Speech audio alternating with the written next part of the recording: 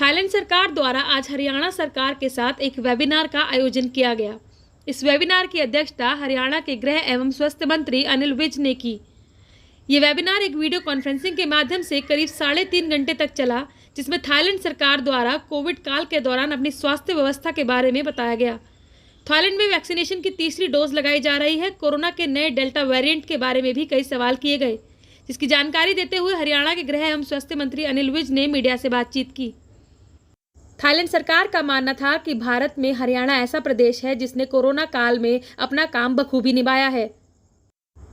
प्रदेश में लॉकडाउन लगाकर corona transmission से मरीजों को बचाना हो, वैक्सीनेशन हो या ऑक्सीजन सप्लाई, हरियाणा प्रदेश भारत में नंबर 1 पर रहा है। हरियाणा के लिए आज बहुत गर्व की बात है कि थाईलैंड की सरकार ने हरियाणा के साथ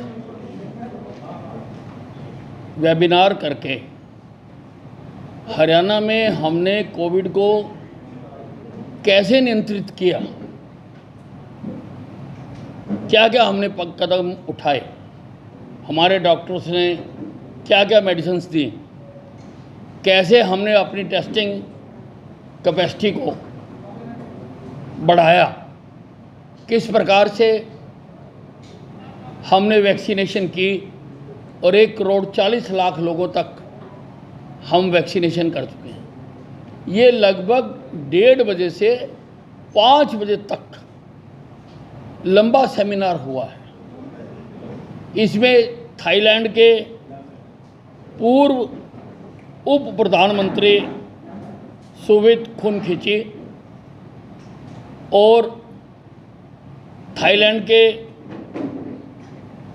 डिप्टी हेल्थ मिनिस्टर साथित पितुतेचा और खोनखैन यूनिवर्सिटी के डॉक्टर छान छाई, इन्होंने अपने अपने विचार रखे और उसके बाद दोनों साइड से, हमारे हरियाणा साइड से भी और थाईलैंड साइड से भी डॉक्टर्स का आपस में क्वेश्चन आंसर सेशन हुआ, जिसमें जो अनुभव हमारे डॉक्टर्स के थे उन्होंने बताए।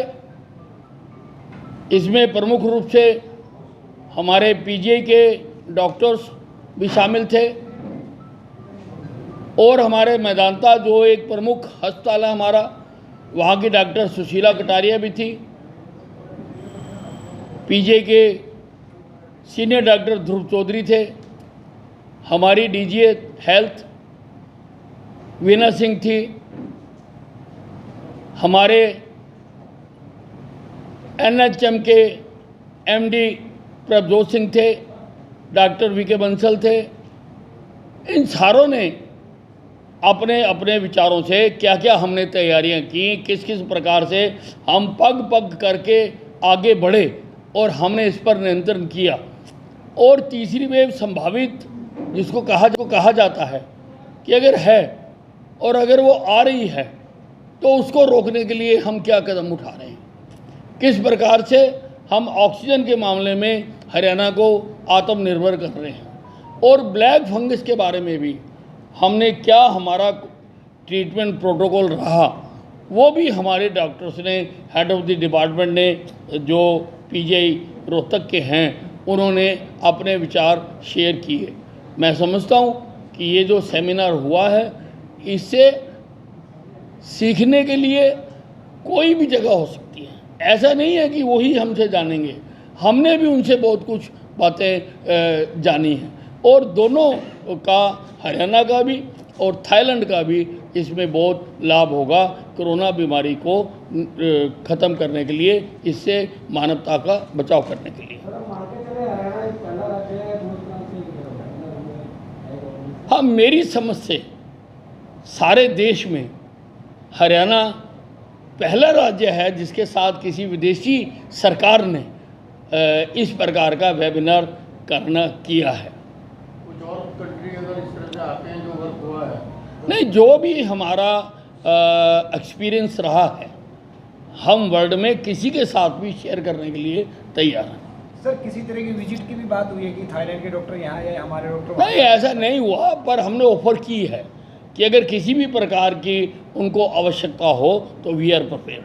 तो कुछ वैक्सीनेशन को लेकर भी सब चर्चा हुई है कि किस तरह का वहाँ का नहीं, वैक्सीनेशन का उन्होंने कैसे कर रहे हैं उन्होंने बताया है अपनी जनसंख्या के हिसाब से, और हम कैसे कर रहे हैं हमने बताया है कि पहले हमने हेल्थ वर्कर्स को हमने किया है, फिर जो कोरोना वॉरियर्स हैं उनको हमने किया है, और आम जनता को हमने किया है, और कुल मिला के 1,40,00,000 लोगों को वैक्सीनेशन हम हरियाणा में कर चुके हैं। साहब उन्होंने थर्ड डोज लगवानी शुरू कर दी है जी, उन्होंने इस बारे में हाँ, उन्होंने बताया है कि थर्ड डोज लगानी शुरू कर दी है, लेकिन यहाँ पर अभी हमारी सरकार ने जहाँ जो हमारे रिसर्चर्स हैं उन्होंने इस बारे में कोई विचार नहीं किया है। सर थाईलैंड ने क्या कमी बताई अपने देश में कि क्या किस तरीके से वो नियंत्रण नहीं कर पा रहे हैं और हरियाणा से कम को फॉलो करना? नहीं, अब उसका तो उन्होंने कोई ज़्यादा जिक्र नहीं किया है, लेकिन हमने किस प्रकार से किया है, ख़ास तौर से होम आइसोलेशन में जो हमने बहुत बड़ा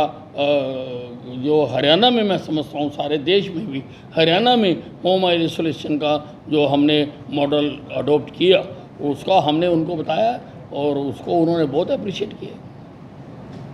लगानी शुरू कर दी है, लेकिन यहाँ पर अभी हमारी सरकार ने जहाँ जो हमारे रिसर्चर्स हैं उन्होंने इस बारे में कोई विचार नहीं किया है। सर थाईलैंड ने क्या कमी बताई अपने देश में कि क्या किस तरीके से वो नियंत्रण नहीं कर पा रहे हैं और हरियाणा से कम को फॉलो करना? नहीं, अब उसका तो उन्होंने कोई ज़्यादा जिक्र नहीं किया है, लेकिन हमने किस प्रकार से किया है, ख़ास तौर से होम आइसोलेशन में जो हमने बहुत बड़ा जो हरियाणा में मैं समझता हूँ सारे देश में भी हरियाणा में होम आइसोलेशन का जो हमने मॉडल अडॉप्ट किया उसका हमने उनको बताया, और उसको उन्होंने बहुत अप्रिशिएट किया।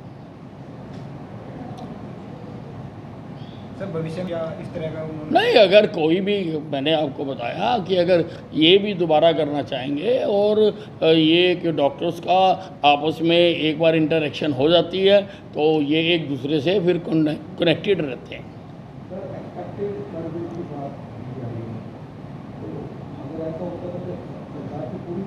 हमने पूरी तैयारी कर रखी है संभावित, मैं फिर कह रहा हूँ संभावित तीसरी वेव के लिए, और उसमें दूसरी वेव में जो हमारा अनुभव आया था वो सबसे ज़्यादा हमें ऑक्सीजन के लिए प्रॉब्लम आई थी, तो ऑक्सीजन के लिए हमने पर्याप्त इंतज़ाम कर रहे हैं। उसके लिए हम अपने अस्पतालों में जो PSA प्लांट हैं वो लगा रहे हैं। 40 प्लांट हमें प्रधानमंत्री जी ने दिए हैं प्रदेश में लगाने के लिए, और 139 प्लांट का हमने टेंडर किया है। लगभग 50 बेड से ऊपर के हर अस्पताल में हम ऑक्सीजन के प्लांट लगाएंगे, और उसके नीचे जो हमारी PSCs हैं वहाँ पर हम कंसंट्रेटर्स जो हैं वो लगाएंगे। वो हमें बड़ी मात्रा में हमारे पास प्राप्त हो चुके हैं, हमारे पास हैं, ताकि गांव में भी अगर आवश्यकता पड़ती है तो ऑक्सीजन दी जा सके।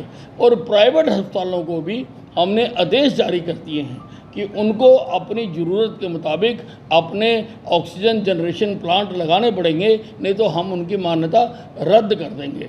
तो हरियाणा ऑक्सीजन के मामले में आत्मनिर्भर प्रांत बनने जा रहा है। ये सब तीसरी लहर को लेकर कई तरह की अफवाहें या कहीं या सुझाव कि बच्चों में ज़्यादा फैलेगा या ऐसा होगा, आपके पास क्या एक्सपर्ट? देखिए, कोई एक्सपर्ट स्टडी अभी नहीं है, लेकिन क्योंकि कहा जा रहा है तो हम उसकी तैयारी कर रहे हैं, और बच्चों के लिए भी जो वेंटिलेटर्स की ज़रूरत है वो भी हमने खरीदे हैं, और जहाँ जहाँ पर उसकी आवश्यकता है हम वो लगा रहे हैं। जैसा जैसे पंजाब पड़ोसी राज्य है, वहाँ पर स्कूल खुलने के बाद बच्चों की संख्या कोविड पॉजिटिव की लगातार बढ़ रही है, चिंता का विषय है। देखो, ज़िंदगी और लड़ाई साथ साथ चलती है।